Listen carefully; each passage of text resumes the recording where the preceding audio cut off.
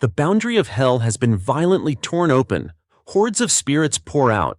Massive titanic beasts rampage through cities, and even ordinary people descend into sudden madness, attacking anyone in sight without the faintest trace of reason. It all starts with Jake, who's just arrived in Bangkok with his wife Lena and their daughter Emily for a much-needed vacation. No sooner do they land than Jake's phone won't stop ringing. Lena isn't surprised. Jake is the youngest officer in his hometown's military history. After checking into their hotel, the couple finally plans to relax. But within moments, Emily vanishes. Panic hits. They search the nearby area and finally spot her, deep in conversation with a monk. Lena assumes it's a harmless coincidence, until the monk claims he knows Jake, speaking in riddles that only deepen the confusion. Jake brushes it off and leads his family to a nearby mall. While they're browsing, he doesn't notice a heavily scarred man stroll in, clutching a long gun. Reaching the center of the mall, the man opens fire indiscriminately. Chaos erupts. Jake's instincts kick in. He hides Lena and Emily in a restroom and rushes into the fray. As frightened tourists scatter, a local patrol officer races toward the scene.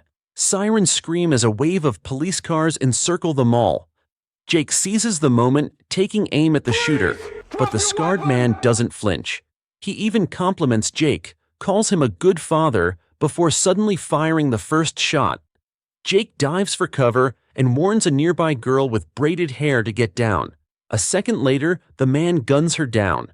Fueled by rage, Jake retaliates, firing until the attacker collapses, still murmuring thanks, and something far stranger, calling Jake the Gatekeeper of Hell.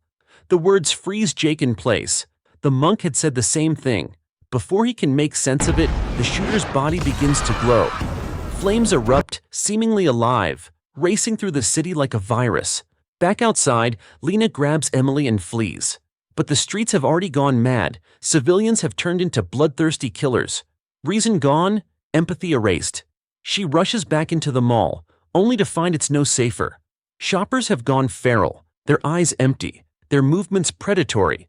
Luckily for Lena, they aren't very smart. Her mother's instinct guides her through narrow escapes.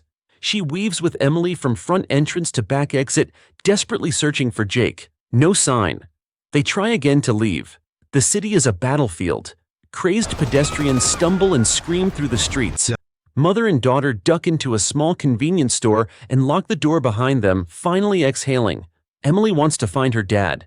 Lena suspects Jake may have escaped earlier. She grabs her phone, but there's no signal. Spotting an old landline behind the counter, she lifts the receiver. When a bloated, yellow-eyed man bursts in. Frozen in fear, they press against the wall as the man lumbers closer. Just as he reaches Emily, Lena swings a wooden plank hard, grabs her daughter, and bolts. The city is gone. Fallen. They head for the hotel, hoping Jake might be there. But back in the mall, Jake is still alive. He gets up slowly. The place is deserted. No victims, no blood, not even bodies. The patrol officer is the only other person left. Somehow they've survived an explosion. Stranger still, the dried bloodstains on the floor look years old. Jake can't make sense of it. Just then, a noise. They cautiously move toward it, finding a woman standing alone in the shadows. The officer thinks she's a survivor, until she turns, raises a crude blade, and slashes him down in one motion. Jake opens fire. She barely reacts. Terrified, he hurls a heavy can at her and runs, but she rises again almost instantly. He's shaken. Is she undead? But things only get weirder. She leaps straight onto the ceiling, moving like a phantom. Jake dodges her attacks, barely keeping up. The mall now looks like a war zone, because it is won. The building was in ruins, buried under decades of neglect. Jack couldn't stop thinking about his missing wife and daughter, but aside from the persistent, ghostly woman, the place was deserted. He decided to quietly follow her and watched in disbelief as she slipped into a blood-red fissure in the ground. The surreal sights he'd witnessed earlier all rushed back to him. Was this some kind of alternate world? As if to confirm the suspicion, a massive skeletal creature erupted from the back of the mall. Jack didn't hesitate. He ran, but the thing seemed locked onto him, screeching as it chased him relentlessly. Though slower, its stride was massive, and it quickly closed the distance. Just as Jack reached a dead end in an alley, a door behind him burst open and someone yanked him inside. He looked up. It was the monk he'd seen earlier in the park. Jack was overwhelmed with questions, but the monk calmly urged him to listen. He explained this place was a passageway between earth and hell, a kind of purgatory for the lost, the disaster in the real world, all triggered by Jack, the gatekeeper. He went on to reveal a story from 20 years ago. His father had stolen a sacred relic from their temple, the eternal scripture, but his heart was corrupted, and in his lust for power, he tried to possess his own son's body to continue his dark path. The boy's mother intervened, banishing the father's soul into this purgatory. The boy, now the monk, had inherited the power of the scripture. Years later, sensing his father's spirit trying to return, he left the temple to stop the looming catastrophe. He knew his father's plan: find a desperate man, Scarface, and mark him with a blood sigil. If Scarface was killed by the gatekeeper, the gates of hell would burst open, letting demons possess the weak and drive them to madness. Luckily, the gate hadn't fully opened yet. Only Jack could seal it again. But Jack was stunned. "Why me?" The monk told him. His mother died giving birth, under the omen of a blood moon. It was fate. Jack didn't care about fate. He just wanted to find his family. But the monk insisted, if the gates opened completely, not just his wife and daughter, but all of humanity would be lost. Reluctantly, Jack agreed to help, though he had no idea what to do. The monk said the first step was to eliminate the spirit's ally, Scarface. But Jack was confused. "Didn't I already kill him?" Before the monk could answer, they heard a woman screaming upstairs. Jack rushed up, instinct taking over. The building was crawling with four-legged demons, but strangely, they seemed powerless against Jack. Maybe being the gatekeeper came with perks. He soon found the source of the scream. It was the braided girl from the mall, the one Scarface had gunned down. Before he could wrap his head around it, the skeletal monster returned. Jack grabbed the girl and ran. But on the cramped rooftop, there was nowhere to go. The creature caught her and devoured her whole. Jack was paralyzed with horror. Then the monk reappeared, explaining that anyone who dies with unresolved emotions ends up here, the skeletal beast, the apex predator, feeding on lost souls. A chill ran down Jack's spine. "Wait, am I dead?" The monk solemnly nodded. Jack nearly broke down. How could he save his family like this? But the monk assured him, if the evil spirits could cross back into the real world, then Jack could too. But first, they needed to reach a special place. Meanwhile, Lena and her daughter were still trapped at a bus stop, surrounded by crazed, possessed people. There was nowhere to hide. Just as all hope seemed lost, a survivor-filled city bus pulled up. The driver opened the doors just in time to save them. Lena wanted to return to the hotel, but when she asked the driver to leave, he explained the keys had been dropped outside and no one dared to go retrieve them. Determined, she snuck off the bus and found the keys. But just as she turned back, a crazed man grabbed her, dragging her into an alley. Right before it was too late, a brave passenger rushed in and helped her escape. The bus roared to life and pulled away. Smoke and fire blanketed the city. The only safety left was inside that bus, but the road ahead was blocked by abandoned cars.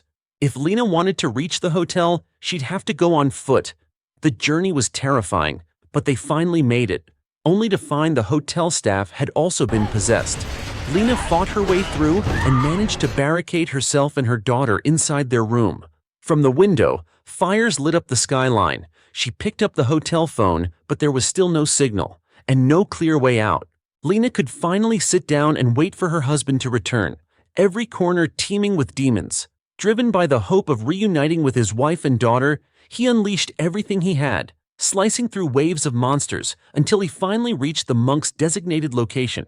The monk raised his staff, a flash of light erupted, and just like that, they returned to the human world. But Jack wasn't truly back. He was in spirit form. To stay, he needed to inhabit a human body. As they passed a mirror, Jack caught his reflection. He looked like a police officer. The monk explained that time was short, and this was the only nearby vessel. Jack's original body had vanished. At that moment, Lena and her daughter were awakened by a knock at their hotel room door.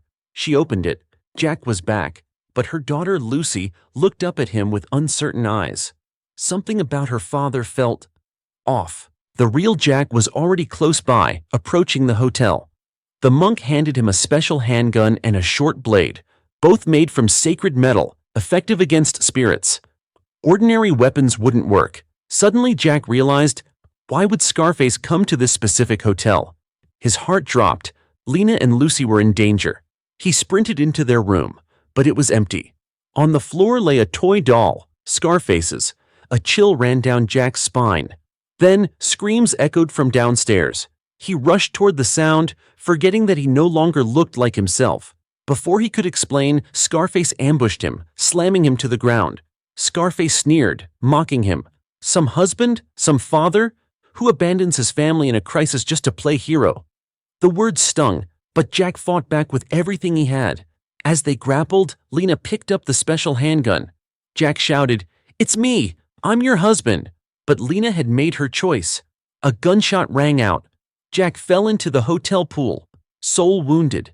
Scarface, still wearing Jack's face, crawled to the edge and dropped the act. With a wave of his arm, a blood-red rift opened. Jack's soul was sucked back into the purgatory realm. The monk found him there and quietly reassured him. They hadn't failed. Using the rift Scarface had opened, he had tracked the location of the demon father's lair. Now was their only chance to shut the Hellgate.